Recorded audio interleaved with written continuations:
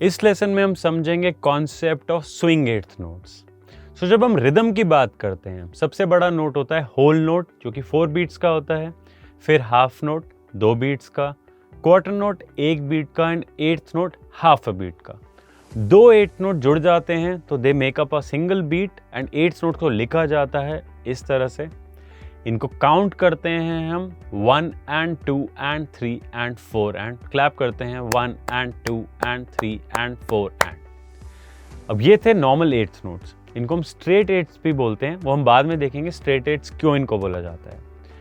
Let's study the concept of a triplet. Triplet eighth note क्या होता है? Normally 2 eighth note एक beat बनाते हैं। ट्रिपलेट एट्थ नोट में 3 एट्थ नोट्स एक बीट में फिट करे जाते हैं। So, जैसे अभी हमने देखा कि हर बीट पे चारों बीट्स देखिए हमने, हर बीट पे 2-2 एट्थ नोट थे। जब एट्थ नोट ट्रिपलेट्स की हम बात करेंगे तो हर बीट पे 3-3 एट्थ नोट होंगे, इनको ऊपर से बार कर दिया जाता है और ऊपर एक 3 लिख दिया जाता है। You can see that on the screen. So जब ये सारे के सारे एक साथ लगे होते हैं तो इनको काउंट करने के there are 2 ways to count these triplets. One way is 1 टा टा, 2 टा टा, 3 टा टा, 4 टा टा। क्लैप करेंगे 1 टा टा, 2 टा टा, 3 टा टा, 4 टा टा। And then there is one more way जिसमें हम बोलते हैं 1 triplet, 2 triplet. So it goes like this 1 triplet, 2 triplet, 3 triplet, 4 triplet, 1 triplet, 2 triplet. That is how it goes. So now looking at these triplets, अभी हमने eighth note triplet समझे। What if ये जो 3 hits आ रहे हैं एक बीट में, इसमें जो बीच वाला हिट है, जो सेकेंड एट्थ नोट है, उसको हम रेस्ट में कन्वर्ट कर दें। सो जो है 1 ट्रिपलेट, तो बीच का जो ट्रिप पार्ट है उसको हटा दें तो 1 ट्रिपलेट, 2 ट्रिपलेट। अगर हम 1 टाटा वाली लैंग्वेज में जाते हैं तो इट गोज लाइक 1 टा टा, 2 टा टा, बीच वाला रेस्ट 1 टा, 2 टा टा, 3 टा, 4 टा टा। थोड़ा फिर से देखते हैं, मैं बीच वाले को थोड़ा धीरे बोल रहा हूँ just so that we can understand the feel. 1 टा, 2 टा, 3 टा, 4 टा।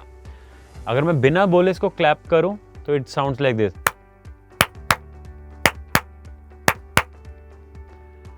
जो नॉर्मल एट्थ नोट होते हैं, जब एक बीट पे 2 एट्थ नोट्स आते हैं जो कि हमने पहले देखे थे straight eighth note, they sound like this. हर बीट पे 2 हिट्स, 1 2 3 4। और जो अभी हमने देखा ट्रिपलेट, जिसमें 3 एट्थ नोट से बीच वाले को हमने हटा दिया था, वो साउंड करते हैं हर बीट पे। Again they are 2 hits on a single beat but they sound like this. And this is the concept of swing eighth notes. So ये जो अभी हमने ट्रिपलेट्स देखे थे, ये जो ट्रिपलेट्स में हमारे 3 एट्थ नोट थे और हमने बीच में से एक एट्थ नोट हटा दिया। सपोज आपके सॉन्ग में पूरा यही फील चल रहा है जो कि ट्रिपलेट एट्थ नोट वाला, जिसमें से बीच वाला एक एट्थ नोट है नहीं, तो आपको हर बार ये कॉम्प्लिकेटेड नोटेशन लिखना पड़ेगा।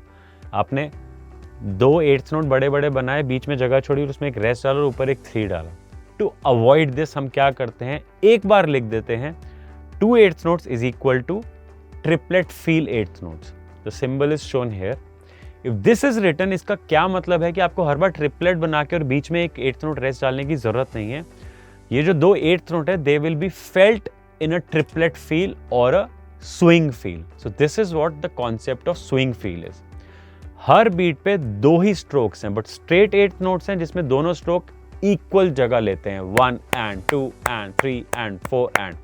बट स्विंग एट्थ जो हैं, जो एक बीट पे अगेन 2 हिट्स हैं, बट जो पहले वाला है वो 2 एट्थ नोट की जगह लेता है और जो तीसरा वाला है वो 1 एट्थ नोट की जगह लगता है। तो वो कैसा साउंड करता है, 1 and 2 and 3 and 4। इसको समझने का एक और तरीका है, सपोज हम एक बीट लेते हैं और इसको बीच में से डिवाइड करते हैं। सो जो दोनों एट्थ नोट्स वाले पार्ट हैं आपके, दोनों 50-50% टाइम लेते हैं, राइट। अब इसी बीट को अगर हम 3 पार्ट्स में डिवाइड करते हैं, बट जो पहले 2 पार्ट्स हैं वो हम एट्थ नोट को एक को देते हैं और जो बाद का जो 1/3 पार्ट है वो दूसरे को देते हैं। सो बेसिकली 66% पहले एट्थ नोट को दिया, 33% दूसरे एट्थ नोट को दिया। This is your swing eighth note. जैसे हम क्रिकेट में भी देखते हैं swing ball. So swing ball is like जब बॉल बाउंस होके टेढ़ी हो जाती है। सो this is what the eighth notes, the first eighth note is a little longer than the second eighth note and this is what the concept of swing eighth is. Swing eighth notes कहाँ use होते हैं? Swing eighth notes jazz music, blues music में भर भर के use होते हैं। In fact if you want to understand jazz music and blues, आपको स्विंग एट्थ का कॉन्सेप्ट बहुत अच्छे से समझ आना जरूरी है। अगर आप जैज म्यूजिक, ब्लूज म्यूजिक वैसे भी कैजुअली सुनते हो, you will feel this vibe, swing vibe going on throughout the music. 90% of music that you will listen in blues and jazz will have this swing feel to it. Straight eighth note, अब जो normal eighth note हम हमेशा से देखते हैं उनको straight eighth बोला जाता है, जो कि सिंपल एक बीट को दो पार्ट्स में डिवाइड किया है।